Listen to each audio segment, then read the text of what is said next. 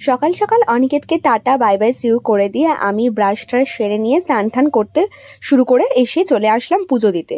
পুজো টুজো দিয়ে নিয়ে রেডি হয়ে গেলাম, কারণ আমি যাব আমার বাড়িতে।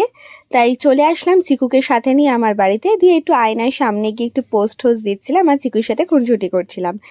দিয়ে তারপরে খেয়ে নিলাম একটু মিষ্টি মিষ্টি টিষ্টি খাওয়া হয়ে গেল, দিয়ে ওকেও একটু মিষ্টি খাইয়ে দিলাম। তারপরে আমি চলে গেলাম রান্নাঘরে একটু রান্না করতে। তো মায়ের সাথে সাথে একটু হেল্প করে দিয়েছিলাম, তাই একটু মাটনটা রান্না করে নিলাম। আমি রান্না বান্না করার পর ভাত আর মাটন দিয়ে আমি আমার লাঞ্চটা সেরে নিলাম। তারপরে একটু ঘুমিয়ে নিয়েছিলাম, চিকু আমার সাথে একটু ঘুমাচ্ছিল। দিয়ে আমি আবার বাড়ি ফেরার পথে চলে আসলাম। আসার সময় দেখি প্রচণ্ড বৃষ্টি ঝড় হচ্ছে। তারপরে আমি আমার স্টুডেন্টদেরকে একটু পড়িয়ে নিলাম, প্রচণ্ড ঝড় বৃষ্টি হচ্ছিলো। তাই বারান্দাটায় এসে আমি আর অনিকেত একটু এনজয় করছিলাম ওয়েদারটা। দিয়ে আমি আবার বাড়ি এসেছিলাম, পরোটা আর মাটন কষা দিয়ে ডিনারটা সারলাম।